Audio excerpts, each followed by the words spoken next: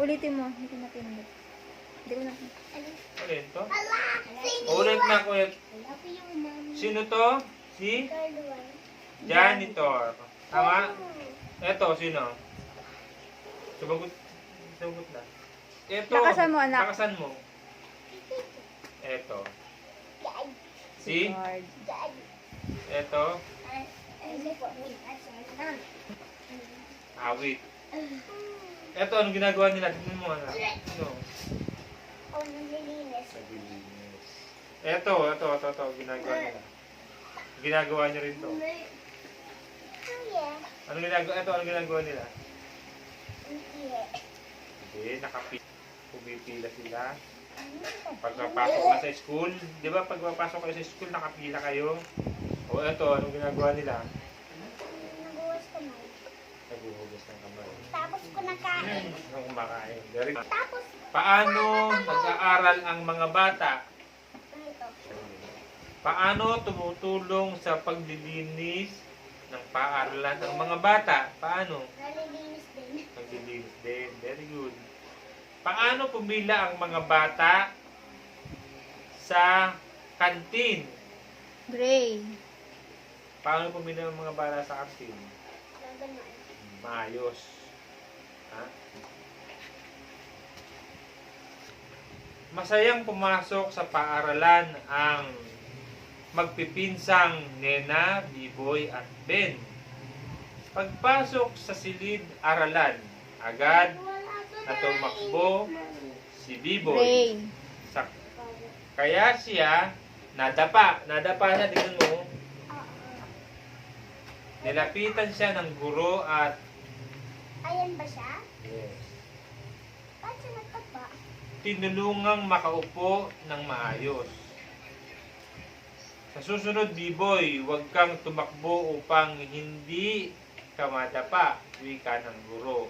Sabi ng teacher sa kanya, opo, teacher. Sabi ni Biboy, teacher, tatandaan ko po ang iyong bilin. Sagot ni Biboy. Gray. Nagpaadala ang guro sa mga tuntunin na dapat sundin sa paaralan. O, ito na, o. Sino ang pasok sa silid-aralan? Sino? Sinong, ano? Sino? Si Biboy. Saka sino pa? Si Ben at Nena. To. Ano ang nangyari kay Biboy? Ano nangyari sa kanya? Nadapa. Oh. Sino ang tumulong kay Biboy upang makaupo ng maayos? Sino? Si teacher. Bakit nadapa si Biboy? Tumatakbo.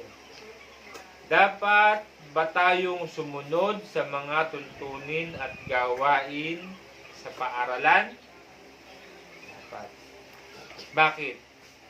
Kasi kailangan niya mas kulit. Sabihin sa harap ng magulang o guardian kung paano. Ay, ayan, sira na anak ko. Sira na. Nakikita ka ni teacher mo. Magagalit si teacher pag gaganyan. So, makikinig. Saka, makikinig. Very good. Sa gawa. Sabihin, Lord. Sabi mo, Ako ay susunod. sa lahat ng tuntunin at gawain Waiting. sa paaralan o sa bahay upang ako ay Stay lang dito. sabi Dito mo, lang. maging ligtas. Dito ba ako?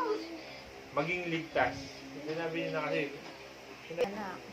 pagbati sa mga guro at nakatatanda sa paaralan o sa bahay. Saan ka ba dapat pagbati? Binabati hi sa mga sa mga guro at nakatatanda sa paaralan o sa bahay. Kay nanay, kay tatay, Sa kay school. sa school. Very good. O to, No, lagyan ng Gray. check ang larawan. Ginit ako yan. O to, lalagyan mo ng check. Sunod ba sila? Anong ginagawa? Nalalabas? Nalalabas ba? Di ko rin ma-ano. Nakapila. Ito, tignan mo yung number 1. Yan, naglalakad na maayos. Naglalakad ng maayos. Ano? Check. Very Check, good. Very good. Ito, tumatakbo. Ano yan? X. Very good. Ito, magkadikit. Nag-aaral. Nag-aaral sila. Check. Ba't yun? No. Pwede.